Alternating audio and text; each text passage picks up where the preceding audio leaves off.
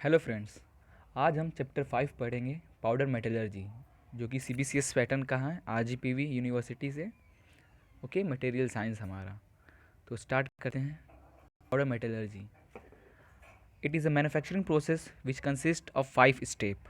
ठीक है, 5 स्टेप हैं पाउडर मेटलर्जी का। सबसे पहला है कि हम पाउडर बनाते कैसे हैं, फॉर्मेशन ऑफ पाउडर। ठीक है, मिक्सिंग और ब्लेंडिंग ऑफ पाउडर।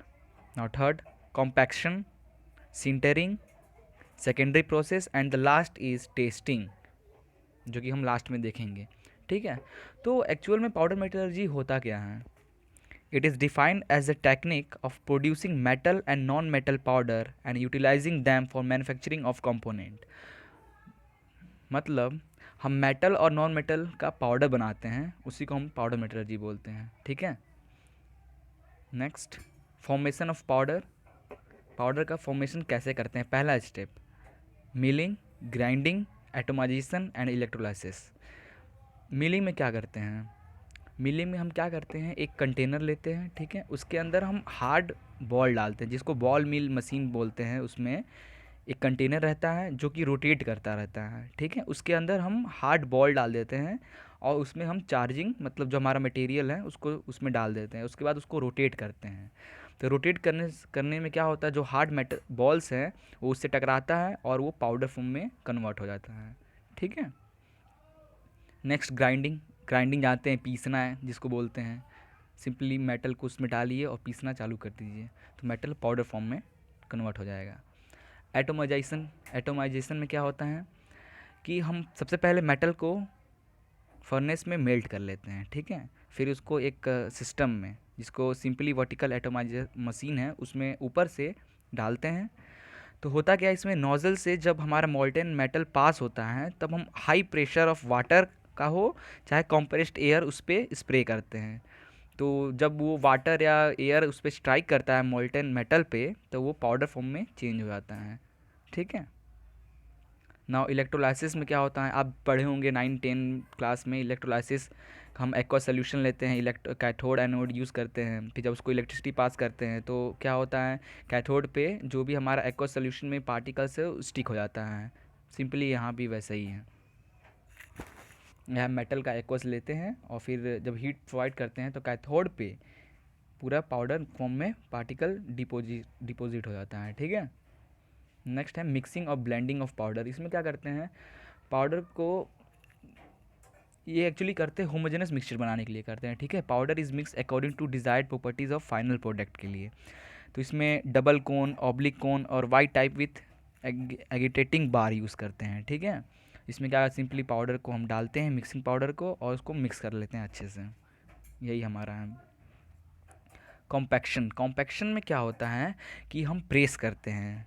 जैसे कि आप देख रहे हैं ये सू फीडर, वहाँ पे हमारा मिक्सर जो मिक्स पाउडर है उसको लेते हैं, उसको लोअर डाई कैविटी जो है उसमें डालते हैं। उसके बाद जो सू फीडर है वो हम पीछे कर लेते हैं और प्रेस करते हैं। तो प्रेस करने पे जो हमारा फाइनल प्रोडक्ट है ये ऐसा निकलता है। स्टेप 3 जो यहाँ पे दिख रहा है आपको।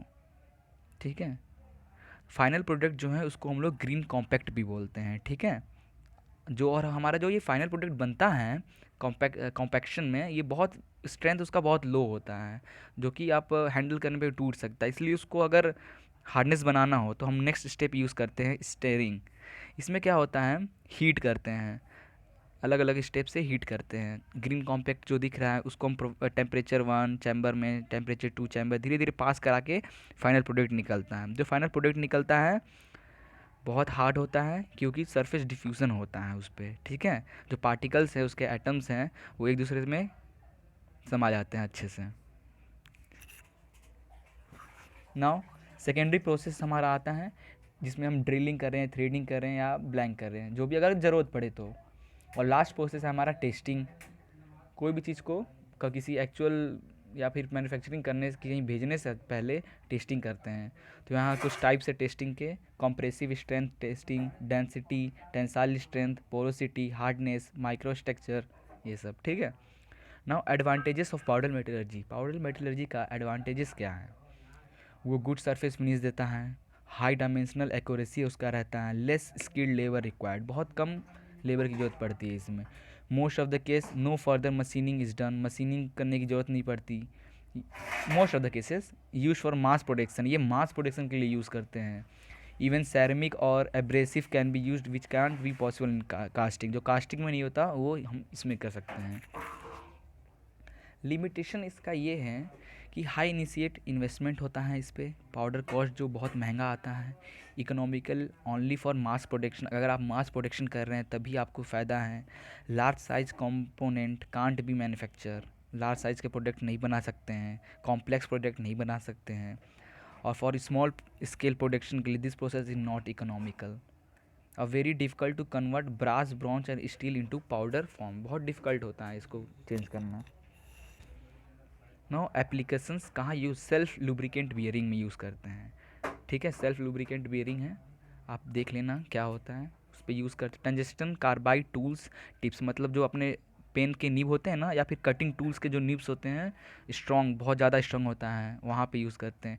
टंजस्टन इनकैंडेंस्ड बल्ब, वहाँ यूज़ करते, बल्ब जो अपना नॉर्मल बल्ब होता है उसके अंदर यूज़ करते हैं। ऑटोमोबाइल्स में यूज़ करते हैं, like piston rod gear, filter में यूज़ करते हैं, ब्रेक लाइनिंग, क्लच लाइनिंग, इस सब में यूज़ करते हैं।